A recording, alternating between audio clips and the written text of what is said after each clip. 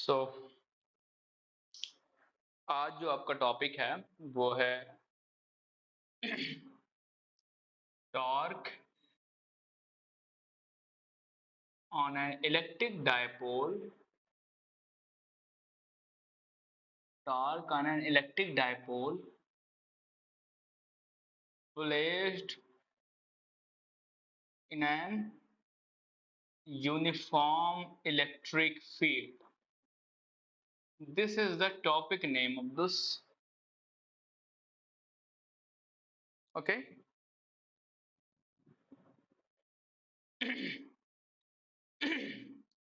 क्या मतलब कि हम यूनिफॉर्म इलेक्ट्रिक फील्ड के अंदर, ये है आपका uniform electric field. Uniform electric field draw कैसे करते हैं? हम इलेक्ट्रिक फील्ड लाइंस को बिल्कुल एक दूसरे के पैरेलल और इक्वी डिस्टेंस यानी इक्वल डिस्टेंस पर बनाते हैं इस तरह से। थोड़ा मैं हाथ से बना रहा हूं तो थोड़ा हो सकता है डिस्टेंस कम ज्यादा, बट यूनिफॉर्म इलेक्ट्रिक फील्ड का अब मतलब यही होता है ना कि इलेक्ट्रिक फील्ड लाइंस एक दूसरे के पैरेलल हो और दो इलेक्ट्रिक फील्ड लाइंस के बीच की जो डिस्टेंस हो ना वो इक्वल हो। देखो, distance between the electric field lines equal होनी चाहिए और पैरेलल होनी चाहिए। तो हम क्या बोलेंगे, ये इलेक्ट्रिक फील्ड लाइंस कैसी है? यूनिफॉर्म। अब इस यूनिफॉर्म इलेक्ट्रिक फील्ड लाइंस में हमने क्या, एक डायपोल को प्लेस किया है। ये है हमारा एक इलेक्ट्रिक डायपोल। ओके,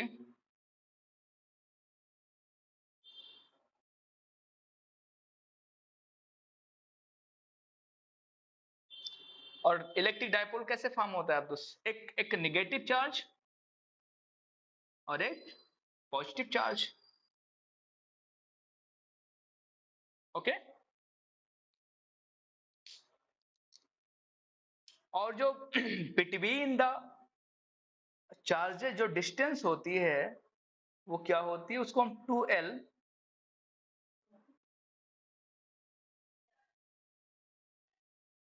ठीक है।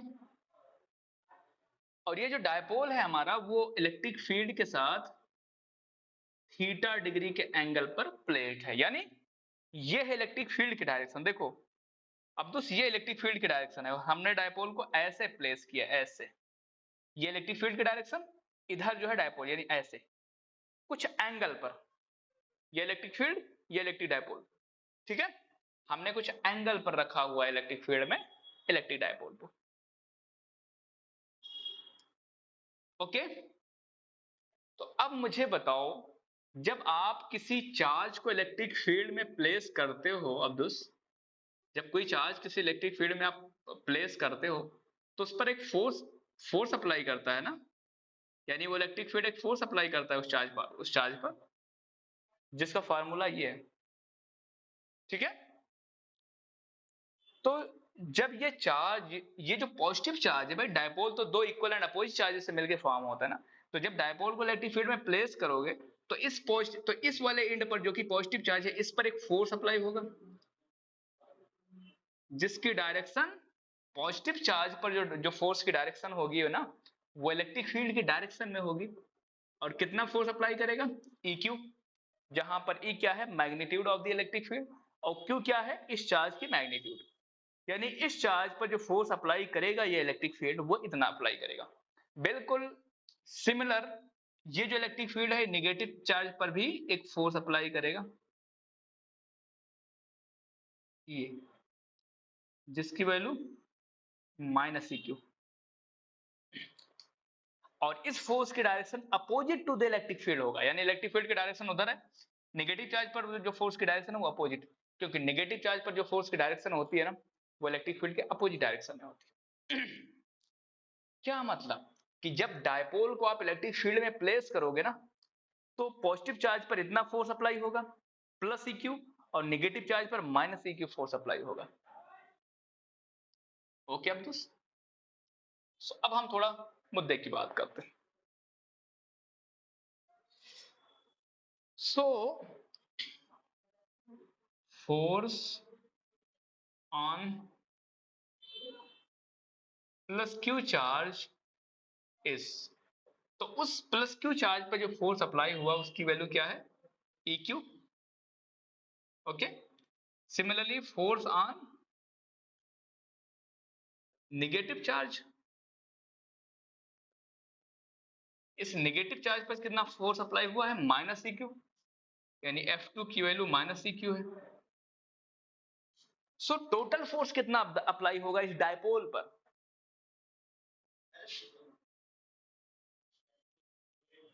Total force on electric dipole क्या होगा, सिंपल ऐड कर दो, कितने फोर्स हैं, F1 प्लस F2। तो जरा देखो F1 की वैल्यू कितनी है, EQ, और F2 की वैल्यू कितनी है, प्लस EQ माइनस EQ। तो EQ माइनस EQ कितना हो गया अब दोस्त, 0। क्या मतलब, ये जो इलेक्ट्रिक फील्ड में के अंदर इलेक्ट्रिक डायपोल प्लेस है ना, इस पर जो नेट फोर्स लगेगा वो कितना है,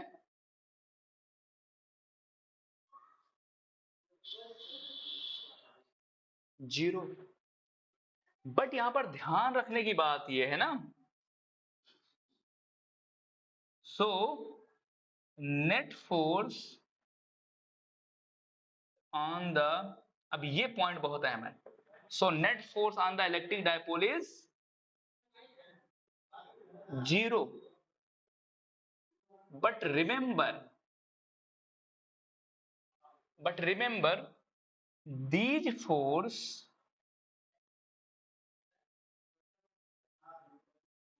do not cancel to each other, ठीक है, and because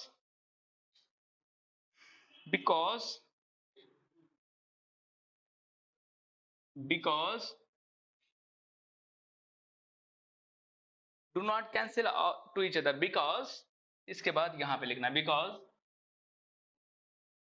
these two forces have different line of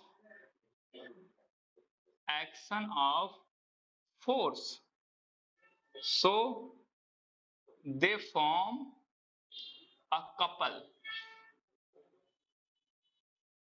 ठीक है, due to this couple of force, due to this couple of force, due to this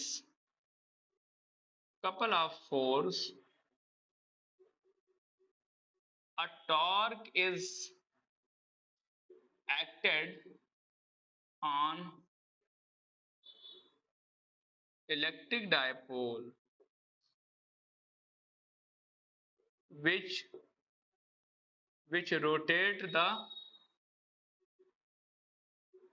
electric dipole in the electric field। ये इतनी line लिखनी बहुत important है, क्योंकि सोचने वाली बात है कि जब हम इलेक्ट्रिक डायपोल को इलेक्ट्रिक फील्ड में प्लेस कर रहे हैं तो इलेक्ट्रिक फील्ड पर जो नेट फोर्स अप्लाई हो रहा है वो 0 आ रहा है, ठीक है।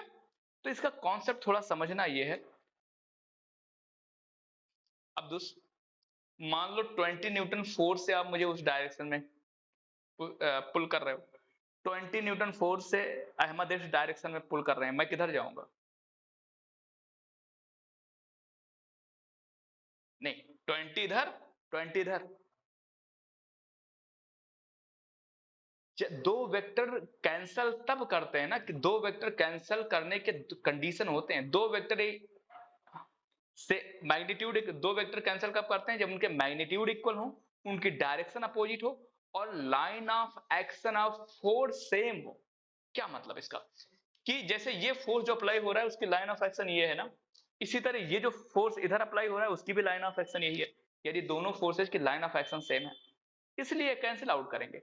लेकिन फॉर एग्जाम्पल अगर अब्दुस आप मुझे इस डायरेक्शन में ऐसे खींचो, मेरा हाथ पकड़ के इधर की तरफ खींचो, और अहमद मेरे इस हाथ को पकड़ के सेम टाइम में उस तरफ खींचे, यानी आप आगे और अहमद पीछे, तो क्या होगा? हाँ, वेरी गुड। हम क्या करेंगे? बिल्कुल क्या करेंगे? रोटेट कर जाएँगे। यानी जो ऑब्जेक्ट होगी रोटेट होगी। अब सोचने वाली बात है, इस केस में भी तो फोर्स का मैग्नीट्यूड सेम था, इधर 20 इधर 20, डायरेक्शन भी अपोजिट, एक फोर्स इधर एक फोर्स इधर, लेकिन line of action of force एक सेम नहीं था, क्योंकि आप यहां पे फोर्स लगा रहे थे तो लाइन ऑफ एक्शन इस फोर्स का इधर हो गया, अहमद इधर फोर्स लगा रहे थे तो उसका लाइन ऑफ एक्शन इधर हो गया। तो चूंकि दोनों line of action of force different हैं, इसलिए ये फोर्स क्या करेंगे? एक कपल फॉर्म कर लेंगे। ये जो फोर्स आपने इधर अप्लाई किया और अहमद ने इधर, इन दो फोर्सेस मिलके कपल फॉर्म करेंगे। वो कपल क्या करेगा? एक टॉर्क प्रोड्यूस करेगा, और वो टॉर्क इस इलेक्ट्रिक डायपोल को इस इलेक्ट्रिक फील्ड के अंदर रोटेट करेगा। तो कभी दिमाग में ये बात नहीं आनी चाहिए कि अगर नेट फोर्स इसमें जीरो आ गया फिर तो कैंसिल हो गया। नहीं, नेट फोर्स जीरो आया है, बट इन दोनों फोर्सेज ने F1 F2 ने एक दूसरे को कैंसिल नहीं किया है, because their line of action आज completely different. So they form a couple of force which produces a torque, and that torque will rotate this electric dipole inside the electric field. ठीक है, ये बात clear हुई? यहां तक वही language मैंने यहां पे लिखी।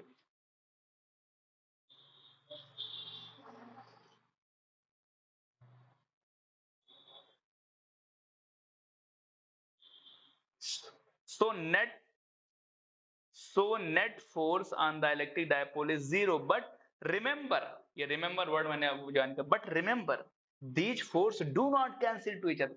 हमने रिमेंबर इसलिए लिखा दिया क्योंकि फोर्स जीरो का मतलब हम यही समझेंगे इन्होंने कैंसिल कर दिया एक दूसरे को, तो इसीलिए मैंने,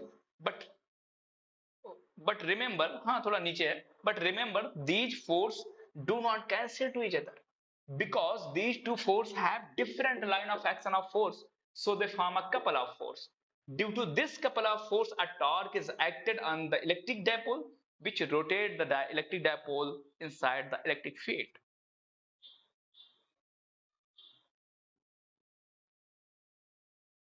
समझ आ गई बात?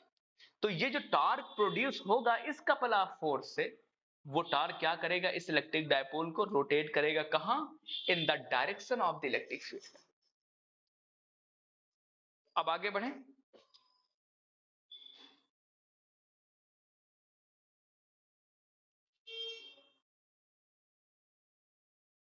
ओके, वेट,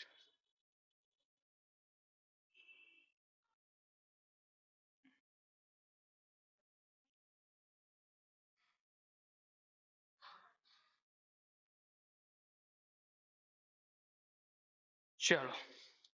तो अब ये जो टॉर्क यहां पर अप्लाई होगा इस इलेक्ट्रिक डायपोल पर, उसको कैलकुलेट करते हैं कि कितना टॉर्क होगा। उसी टॉर्क के लिए तो हम, उसी टॉर्क के एक्सप्रेशन के लिए तो हम ये डेरिवेशन कर रहे हैं। तो टॉर्क का फार्मूला क्या होता है? फोर्स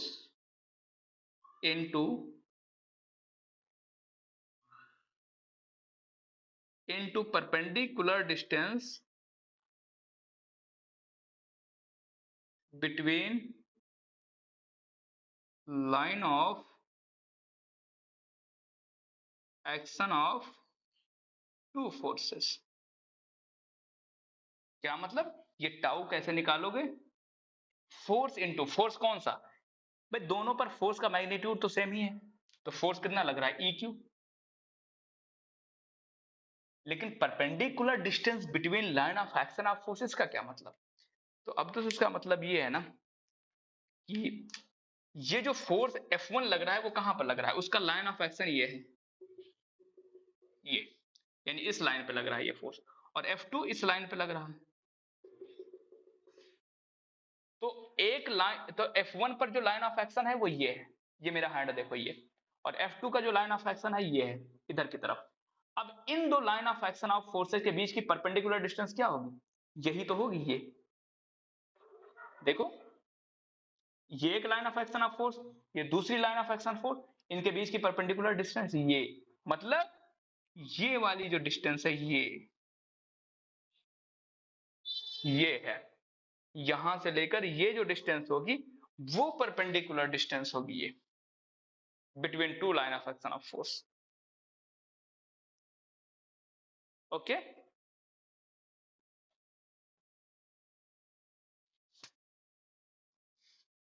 हाँ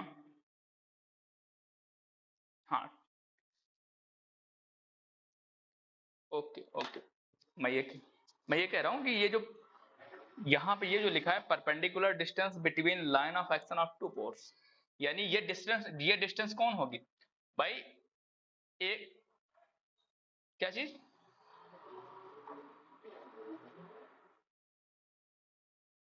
साइन कहाँ पे साइन?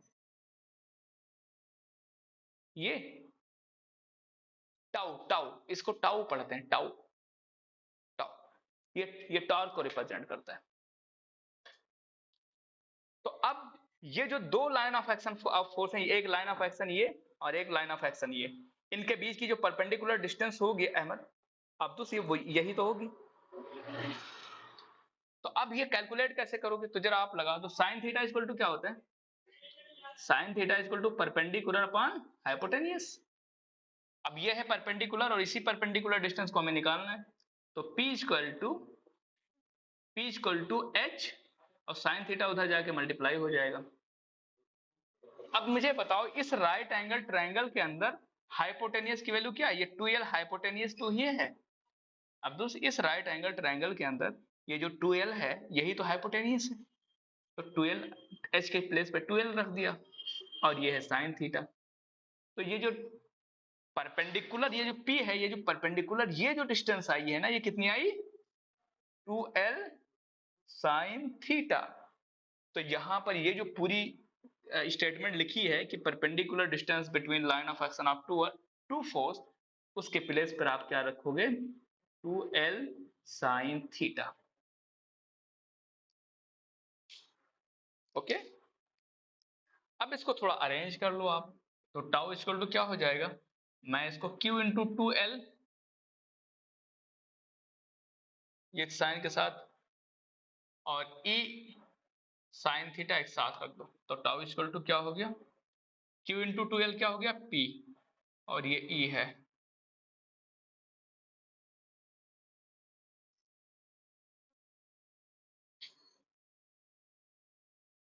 क्योंकि q इंटू 2l तो p होता है ना, तो p sine theta. So this is the expression of torque which is acted on the electric field, on the electric dipole inside the electric field. Okay अब दोस्त, यानी जब आप इलेक्ट्रिक डायपोल को electric field, uniform electric field के अंदर रखोगे, तो इलेक्ट्रिक फील्ड की वजह से जो एक टार्क प्रोड्यूस होगा इस डायपोल पर, उसका एक्सप्रेशन क्या है? P sine theta. ओके, और इस टार्क का पर्पस क्या है? ध्यान रखो, ये टार्क जो अप्लाई होगा इस डायपोल पर, अब उसका पर्पस बस एक है कि उस इलेक्ट्रिक डायपोल को रोटेट करके कहां पे लाना है? इन the direction of the electric field. क्योंकि फोर्स तो इन द, ठीक है, क्योंकि फोर्स तो इलेक्ट्रिक फील्ड अप्लाई कर रहा है ना। सो ये टार्क क्या करेगा? उस ये जो इलेक्ट्रिक फील्ड में ऐसे कुछ एंगल पर रखा हुआ है ना डायपोल, तो ये जो टार्क है वो क्या करेगा कि इस इलेक्ट्रिक फील्ड को रोटेट, सॉरी, इस इलेक्ट्रिक डायपोल को रोटेट करके इलेक्ट्रिक फील्ड के डायरेक्शन में लाएगा। इलेक्ट्रिक फील्ड की डायरेक्शन ये है ना, तो इस डायपोल को रोटेट करके इलेक्ट्रिक फील्ड के डायरेक्शन में लाने की कोशिश करेगा। तो टॉर्क का यही काम है, ठीक है। Torque wants to rotate the electric field, electric dipole in the direction of the electric field, ठीक है। अब थोड़ा हम केस स्टडी कर लेते हैं। असल में ये टॉर्क प्रोड्यूस तो इलेक्ट्रिक फील्ड करेगा। आप देखो टॉर्क प्रोड्यूस हुआ ना, वो क्योंकि आपको ये तो पता हो गया ना, जब अपोजिट फोर्सेस लगते हैं डिफरेंट लाइन ऑफ एक्शन पर तो रोटेट हो जाता है बॉडी ना। तो यहां भी देखो इलेक्ट्रिक फील्ड के अंदर माइनस क्यू पर जो फोर्स लग रहा है इधर लग रहा है, और प्लस क्यू पर फोर्स इधर लग रहा है, तो ये डायपोल को रोटेट कर देंगे दोनों की ना इलेक्ट्रिक फील्ड में। बिल्कुल डेली लाइफ की तरह, जैसे जैसे आप मुझे अभी अहमद इधर फोर्स लगाएं आप इधर, तो मुझे रोटेट कर दोगे कि नहीं कर दोगे? तो जब आप डायपोल का रखोगे इलेक्ट्रिक फील्ड के अंदर, तो डायपोल तो इलेक्ट्रिक फील्ड तो इस पर फोर्स लगा रहा है ना, तो ये दोनों F1 F2 क्या करेंगे? इसको इलेक्ट्रिक फील्ड के अंदर रोटेट कर देंगे, ठीक है। तो इलेक्ट्रिक फील्ड की अपनी प्रॉपर्टी है, उसको रखोगे वो रोटेट करेगा, उसका अपना काम है भाई, अपना काम कर रहा है। Case 1, if theta equal to 0, theta 0 होने का क्या मतलब है दोस्त? थीटा कौन सी एंगल है? थीटा वो एंगल है जिस एंगल पर इलेक्ट्रिक डायपोल इलेक्ट्रिक फील्ड में रखा हुआ है। थीटा 0 होने का मतलब है जो आपका इलेक्ट्रिक डायपोल है ना, वो इलेक्ट्रिक फील्ड की डायरेक्शन में रखा हुआ है पहले से ही, ठीक है। Theta zero means electric dipole is placed parallel, electric dipole is placed parallel to the direction of electric field, okay भाई। थीटा कौन से एंगल है? ये एंगल है ना, जिस एंगल पे इलेक्ट्रिक डायपोल इलेक्ट्रिक फील्ड के साथ रखा हुआ है। तो अगर ये 0 डिग्री का क्या मतलब कि इलेक्ट्रिक डायपोल इलेक्ट्रिक फील्ड की डायरेक्शन में हो जाएगा ना। जब दोनों चीजें सेम डायरेक्शन में होंगी तभी तो थीटा जीरो होगा। तो थीटा जीरो का मतलब कि इलेक्ट्रिक डायपोल क्या है, ऑलरेडी इलेक्ट्रिक फील्ड में उसकी डायरेक्शन में ही रखा हुआ है इलेक्ट्रिक फील्ड के। तो इस केस में टाउ कितना होगा भाई, तो टाउ इक्वल टू पीई, और साइन थीटा के प्लेस पे जीरो पुट करो, तो साइन जीरो क्या होता है अब्दुस, तो जीरो होता है ना। इसका मतलब इस केस में इस इलेक्ट्रिक डायपोल पर कोई भी टॉर्क अप्लाई नहीं होगा। क्या मतलब कि अगर आपने इलेक्ट्रिक डायपोल को इलेक्ट्रिक फील्ड की डायरेक्शन में रखा हुआ है तो उस केस में उस इलेक्ट्रिक डायपोल पर कोई भी टॉर्क अप्लाई नहीं होगा। ये तो रहा मैथमेटिकल, दिख रहा है आपको कि टाउ टाउ क्या है, जीरो है। It means no torque is applied on the electric dipole when dipole is placed in the direction of the electric field। अब इसको कॉमन सेंस से समझते हैं, लॉजिक से समझते हैं। अब दोस्तों एक बात बताओ, टॉर्क का काम क्या है? टॉर्क का काम है कि इलेक्ट्रिक डायपोल को रोटेट करके इलेक्ट्रिक फील्ड की डायरेक्शन में लेके जाए ना। लेकिन सोचो जब इलेक्ट्रिक डायपोल पहले से ही इलेक्ट्रिक फील्ड की डायरेक्शन में रखा हुआ है तो रोटेट करने की जरूरत ही क्या रह गई। You got my point? मैं ये कह रहा हूं कि टॉर्क का काम क्या है? टॉर्क का काम है कि इलेक्ट्रिक डायपोल को रोटेट करके इलेक्ट्रिक फील्ड की डायरेक्शन में लेके जाए, ये टॉर्क का काम है। बट हाँ, बट आपका डायपोल, लेकिन अगर आपका डायपोल ऑलरेडी इलेक्ट्रिक फील्ड की डायरेक्शन में ही रखा हुआ है तो फिर तो टॉर्क की जरूरत ही नहीं है। तो इसीलिए तो जीरो आया। हाँ, तो ये एक तो मैथमेटिकल ये जीरो आ गया, एक ये मैंने लॉजिकल इसका लॉजिकली आपको समझा दिया कि टाउ जीरो क्यों आया। हाँ, अब हम आते हैं सेकंड केस की बात करते हैं। यहाँ बेस को मैं कर रहा हूँ and if case second, if theta is equal to 90 degree. Theta 90 degree का क्या मतलब है दोस्त? It means dipole, good, it means dipole placed perpendicular in the electric field. अब टार्क निकालो कितना होगा, तो tau equal to P E sine 90, और साइन 90 की वैल्यू 1 आ गई, तो ये इसकी वैल्यू का पीई मैक्स। और इस केस में तो जब आपका डायपोल, मान लो ये इलेक्ट्रिक फील्ड है अब्दुस, ये इलेक्ट्रिक फील्ड है और ये डायपोल बिल्कुल ऐसे रखा हुआ है परपेंडिकुलर इलेक्ट्रिक फील्ड के अंदर। तो जब आपका इलेक्ट्रिक डायपोल इलेक्ट्रिक फील्ड के अंदर परपेंडिकुलर रखा होगा ना, तो उस केस में जो उस इलेक्ट्रिक डायपोल पर टार्क अप्लाई होगा वो ये होगा, और ये मैक्सिमम टार्क होगा। यानी सबसे ज्यादा इलेक्ट्रिक डायपोल पर टार्क कब अप्लाई होगा, जब इलेक्ट्रिक डायपोल इलेक्ट्रिक फील्ड के अंदर परपेंडिकुलरली प्लेस्ड है। यानी अब ये जो इलेक्ट्रिक डायपोल 90 पे जब रखा है तो जो टार्क अप्लाई करेगा इसको रोटेट करके करंट करके इलेक्ट्रिक फील्ड की डायरेक्शन में ले जाने की कोशिश करेगा। सो अगर आपसे पूछा जाए मैक्सिमम टार्क कब अप्लाई होगा इलेक्ट्रिक डायपोल पर, तो आप क्या बताओगे, at theta equal to 90 degree. आपसे पूछा जाए मिनिमम टार्क कब अप्लाई होगा इलेक्ट्रिक डायपोल पर, तो आप बोलोगे at theta equal to 0 degree. या आप इस स्टेटमेंट को भी लिख सकते हो, theta zero means electric dipole of placed perpendicular parallel to the direction of electric field. Theta 90 means कि इलेक्ट्रिक डायपोल आपका इलेक्ट्रिक फील्ड में 90 डिग्री पर यानी परपेंडिकुलरली रखा हुआ है। इतनी बात समझ आई? अब यहां पर एक चीज आपको केसेस समझ आ गए। अच्छा एक चीज और, अगर मैं वेक्टर फॉर्म इसका मैं वेक्टर फॉर्म लिखूं तो टाउ वेक्टर क्या होगा? P vector cross E vector, क्योंकि पी साइन थीटा क्या होता है? क्रॉस प्रोडक्ट में साइन थीटा आता है ना। A vector cross B vector क्या होता है? A B sine theta vector. तो पी साइन थीटा किसके इक्वल होगा? P vector cross A vector के। तो टॉर्क क्या है? एक वेक्टर क्वांटिटी है जिसका, तो इसको इस टॉर्क को हम वेक्टर फॉर्म में ऐसे लिखेंगे, यानी पी साइन थीटा के प्लस पे P vector cross E vector. यहां तक क्लियर?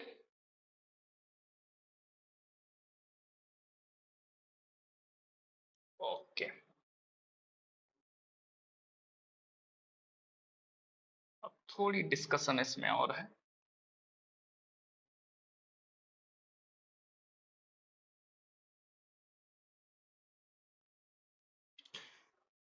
अब जरा देखें, जब आपका डायपोल अभी तक क्या था? यूनिफॉर्म इलेक्ट्रिक फील्ड के अंदर रखा हुआ है ना। चलें छोड़ें, फिगर तो बना था पहले। अब मैं इसमें कुछ डेप्थ के साथ में, when electric dipole placed in uniform electric field, तो क्या हुआ? आपने देखा कि जब आपका electric dipole uniform electric field के अंदर रखा हुआ था, तो जो एफ नेट आया था वो कितना आया? 0। और टॉर्क कितना आया? P sine theta. क्या मतलब? इसका मतलब ये हुआ अब दोस्त कि जब आपका एक electric dipole uniform electric field के अंदर रखा होगा ना, मैं बनाए भी दे रहा हूं यूनिफॉर्म इलेक्ट्रिक फील्ड, इसका एक कॉन्सेप्ट है, यानी जब आपका इलेक्ट्रिक डायपोल कहां पे रखा होगा? यूनिफॉर्म इलेक्ट्रिक फील्ड के अंदर, तो उस पर जो नेट फोर्स अप्लाई होगा वो 0 होगा, लेकिन जो नेट टॉर्क होगा वो 0 नहीं होगा। क्या मतलब? हम सिंबल में ऐसे लिख सकते हैं कि tau equal to 0, but tau sorry force equal to 0, देखो, बट टाउ क्या है? वो 0 नहीं है। कब? जब आपका electric dipole uniform electric field के अंदर प्लेस्ड है। इसका क्या मतलब हुआ? देखें, ये जो नॉर्मल फोर्स है अब दोस्त, ये ट्रांसलेशनल मोशन के लिए रिस्पॉन्सिबल है। ये जो नॉर्मल फोर्स होता है ये वाला, ये ट्रांसलेशनल मोशन के लिए रिस्पॉन्सिबल होता है, यानी बॉडी के लीनियर मोशन के लिए रिस्पॉन्सिबल होता है एफ। लेकिन जो टॉर्क होता है ना, वो बॉडी के रोटेशनल मोशन के लिए रिस्पॉन्सिबल होता है। समझ रहे हो? यानी बॉडी को लीनियर मोशन कौन करवाता है? ये नॉर्मल फोर्स एफ। और किसी बॉडी को रोटेट कौन करवाता है? ये टॉर्क। तो जब आप इलेक्ट्रिक डायपोल को यूनिफॉर्म इलेक्ट्रिक फील्ड के अंदर रखते हो तो नॉर्मल फोर्स 0 है। इसका मतलब बॉडी ट्रांसलेशनल मोशन नहीं करेगी, यानी body linear motion electric field के अंदर नहीं करेगी। डायपोल यहां पर है और चल, मान लो ये इलेक्ट्रिक फील्ड है मेरा रूम, तो डायपोल यहां पर है तो ये चलते हुए यहां पे पहुंच गया, ऐसा नहीं होगा, क्योंकि यूनिफॉर्म इलेक्ट्रिक फील्ड के अंदर नेट फोर्स 0 है, इसलिए ट्रांसलेशनल मोशन नहीं होगा। होगा क्या? टॉर्क 0 नहीं है, इसका मतलब ये जो डायपोल है इस इलेक्ट्रिक फील्ड के अंदर वो सिर्फ रोटेट करेगी इन the direction of electric field, बस रोटेशन होगा बस डायपोल का, ऐसे ऐसे। ठीक है? उसका लीनियर मोशन नहीं होगा ऐसे या ऐसे, क्योंकि नेट फोर्स 0 है। ये बात आपको समझ आई क्या मैं कहना चाह रहा था? बिल्कुल इसका इसका जस्ट अपोजिट क्या? When electric dipole placed in non uniform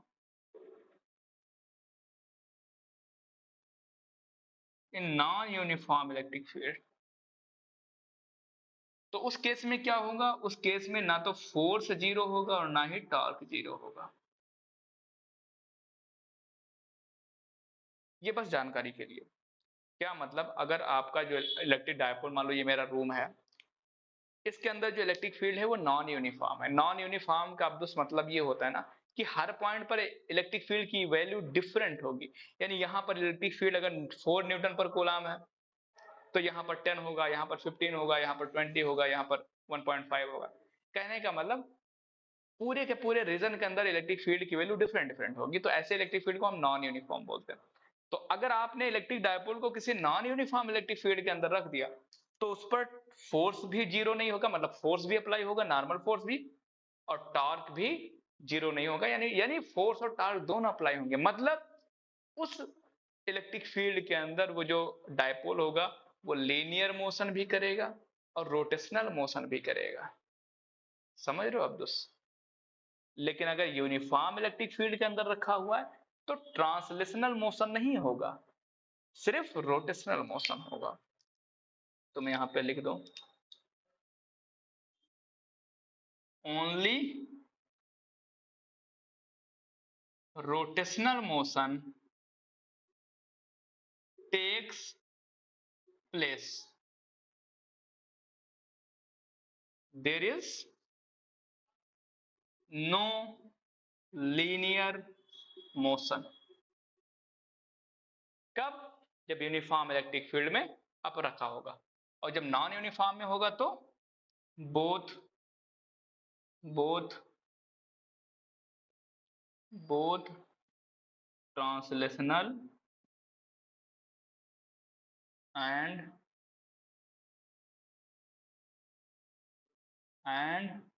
rotational motion will takes place. क्या मतलब कि जब आपका electric dipole non uniform electric field में रखा होगा तो उसमें लीनियर मोशन भी होगा और रोटेशनल मोशन भी होगा। अब दोस्त यहां तक बात क्लियर है? तो ये था कंप्लीट टॉपिक डेप्थ डेप्थ के साथ। क्या हुआ?